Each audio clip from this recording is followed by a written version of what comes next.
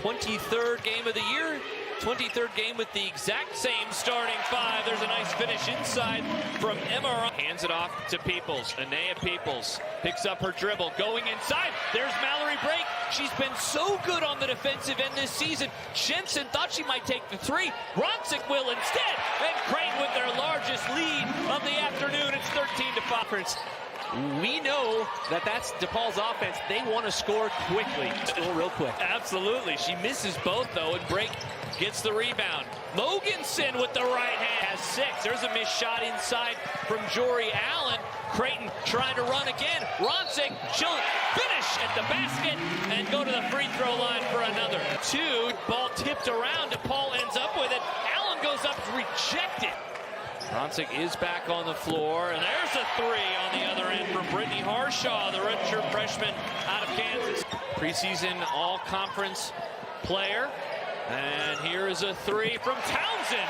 Kennedy Townsend, near 50% from teams average over 18 turnovers a game versus them, and rejected.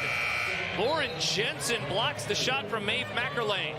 You see both the top and thought she might shoot, instead goes inside. Ronsick back in the defender now, and gets the friendly roll from the rims at DJ Sokol Arena.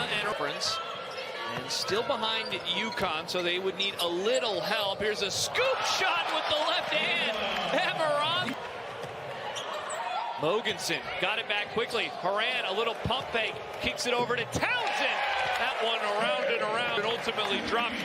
Jensen picks up her dribble to Ronsick. Ronsick with pump fake, goes inside on Peoples, and another bucket. Ronsick now in 20.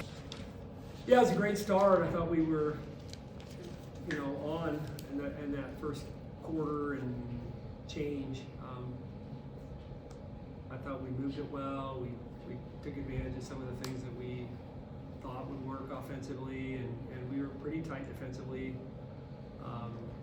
And then I thought we had periods where we kind of played to the score, and that's kind of what I told them. But when I challenged them, I felt like we did respond, but I felt, it's hard to be negative when you've won 10 in a row, or critical, but I do think there are still areas where, in times where we can be a little bit more in tune with what we need to do to be great. So, but to beat DePaul by 30 is still a really good result. We haven't been able to practice a lot the last 10 days just because of health and schedule. So hopefully this next stretch where we don't play on Friday, we'll take tomorrow off, Tuesday off, and hopefully get a little healthier. But we did a lot of good things. I just thought we kind of went rogue offensively there in that second quarter, and then we kind of lost some of that momentum. So that's, I think, a good learning thing. But overall, a lot of good things. Open the floor to questions from the student athletes. How were you guys able to be so sharp performance-wise with what you had to deal with from a practice situation? Like, it's hard to prepare when your body's on the floor, but you managed to come out guns blazing today and put a beat on them.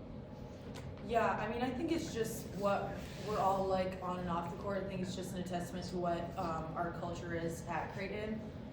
Even though we did have 6 players practicing the other day, it didn't feel like we had 6 players practicing. It kind of felt like it was a full practice. We went up and down.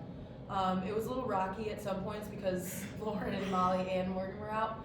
But at the same time, basketball is a sport where that's going to happen sometimes. You kind of just have to work through it. But we have each other's backs, and we're just hoping that everyone gets healthy in this next couple off days. But I thought the practices weren't that terrible. I don't know. Just limited in terms of numbers. Yeah. Could either one of you talk about the flame-throwing first quarter? Because 30 points in the first. I think you finished like 13 of 18, something like that, for those 10 minutes. What went into that? Kennedy, if you'll start, and then Emma, if you'll come in afterwards. Yeah, I mean, we have a really experienced starting 5, so I think that speaks to their experience. And same thing with talking about practices, and obviously a lot of them couldn't practice on Thursday, whatever day that was. So, but they're all locked in on the sidelines. They're locked in film. Like, they're doing everything that they can. Like, they want to be out there if they could. And I think that speaks to our experience and just the kinds of people that we have in this program. Like even if they aren't practicing, I mean, Kiani's been out for an extended period of time, but you still see her writing down on her scout, and she's still asking questions, and like that's just the kind of people we have in this program, and it's just, I mean, it's great to see those results in that first quarter. So.